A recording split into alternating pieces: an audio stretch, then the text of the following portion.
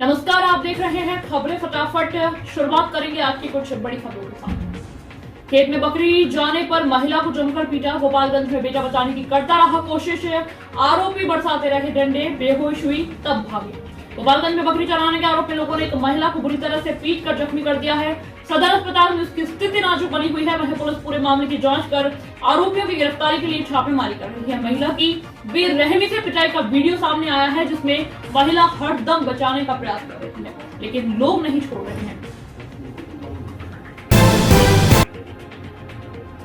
पानी नहीं देने पर जड़ा थप्पड़, पत्नी ने दी जान। गुस्से में जहर खाता देख पति ने कहा, तुम्हारे बगैर कैसे जीऊंगा। पुड़िया छीन कर खुद भी जहर खा लिया। मुंगेर में दिल को झकझोर देने वाला मामला सामने आया है। गुस्से में एक परिवार तबाह हो गया है। पति ने पत्नी को एक थप्पड़ मारा था। इससे गुस्साई पत्नी ने जहर खा लिया। पत्नी को जहर खाता देख पति ने उसके हाथ से जहर की पुड़िया छीन ली और खुद भी जहर खा लिया। पति ने कहा, जब तुमने मरने की ठान ली है तो तुम्हारे बगैर मैं कैसे जीऊंगा। पत्नी की मौत हो गई है, जबकि पति की हालत गंभीर है। एन वक्त गायब हो जाते हैं तेजस्वी यादव। नेता प्रतिपक्ष को जब भी गिफ्ट में मिला मौका उन्होंने गंवाया। स्पीकर सीएम की बहस पर भी चूके बिहार की राजनीति में हमेशा गायब होने का तमगा तेजस्वी यादव पर लगता रहता है। सत्ता पक्ष से लेकर हमला भी करता रहता है। वहीं कुछ राजनीतिक जानकारों का भी कहना है कि वह एन मौके पर गायब हो जाते हैं। सोमवार को विधानसभा में हुई घटना में के बाद एक बार फिर कहा जाने लगा है कि वह मौका चूक गए हैं, लेकिन ऐसे अनेकों मौके में विपक्ष के नेता तेजस्वी यादव गायब दिखे हैं। 20 साल के युवक ने दिन दहाड़े कराई थी बैंक डकैती। गलियों में बिस्किट चॉकलेट चुराने से की शुरुआत। आरा में 7 मार्च को दक्षिण बिहार ग्रामीण बैंक में हुई डकैती का मास्टरमाइंड 20 साल का युवक निकला। पुलिस ने इस बड़ी डकैती का पर्दाफाश भी अनोखे अंदाज में किया है। सोमवार को भोजपुर एसपी विनय तिवारी और एएसपी हिमांशु ने पकड़े गए 6 अपराधियों को दक्षिण बिहार ग्रामीण बैंक के उसी ब्रांच में सबके सामने पेश किया। हिजाब पर हाईकोर्ट में हारी लड़कियां, अर्जी खारिज। कर्नाटक हाईकोर्ट ने कहा, हिजाब इस्लाम का अनिवार्य हिस्सा नहीं। कर्नाटक के स्कूल कॉलेजों में हिजाब पहनने की इजाजत नहीं मिलेगी। कर्नाटक हाईकोर्ट ने मंगलवार को यह फैसला दिया है। पिछले 74 दिन से इस मामले पर जारी घमासान को लेकर दिए फैसले में हाईकोर्ट ने 2 अहम बातें कही है। पहली, हिजाब इस्लाम का अनिवार्य हिस्सा नहीं है। दूसरी, स्टूडेंट्स स्कूल या कॉलेज की तयशुदा यूनिफॉर्म पहनने से इनकार नहीं कर सकते। हाईकोर्ट ने हिजाब के समर्थन में मुस्लिम लड़कियों समेत दूसरे लोगों की तरफ से लगाई गई सभी 8 याचिकाएं खारिज कर दी है। कल से शुरू होगा 12 से 14 साल के बच्चों का कोरोना वैक्सीनेशन।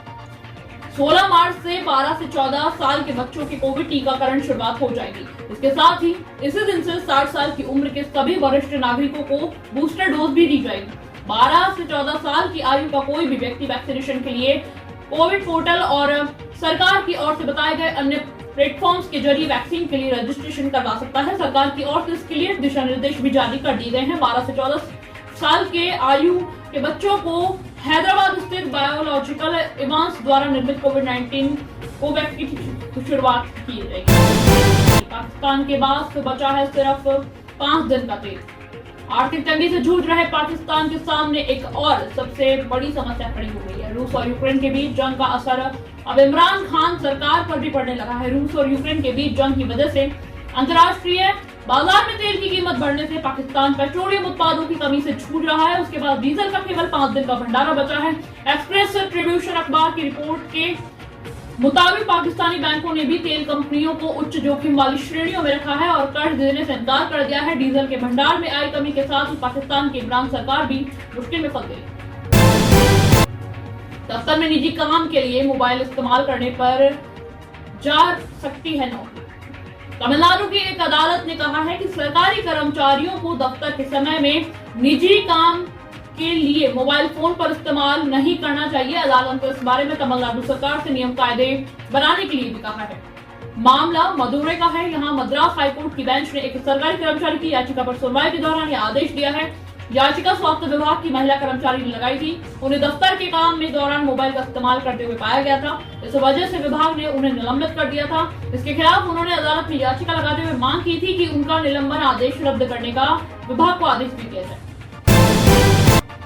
उतार चढ़ाव के बीच सेंसेक्स 700 अंकों में ज्यादा की गिरावट में 7 बार। भारतीय शेयर बाजार में आज मंगलवार को पूरे दिन उतार चढ़ाव देखने को मिला है। सपाट ओपनिंग के बाद बाजार शुरुआती घंटे में बाजार हरे निशान में ट्रेंड कर रहा था। फिर 11 बजे के बाद बाजार में मुनाफा वसूली हावी हो गई। आखिरी समय में निफ्टी के लिए 16,600 के लेवल को रिगेन कर लिया है। अंत में सेंसेक्स 709 अंक गिरकर 55,776 अंक पर बंद हुआ है। वहीं निफ्टी 208 अंक पर गिरकर 16,663 अंक के स्तर पर पहुंच हुआ है। ऑटो शेयर में आज तेजी देखने को मिली है तो आईटी स्टॉक्स में गिरावट रही।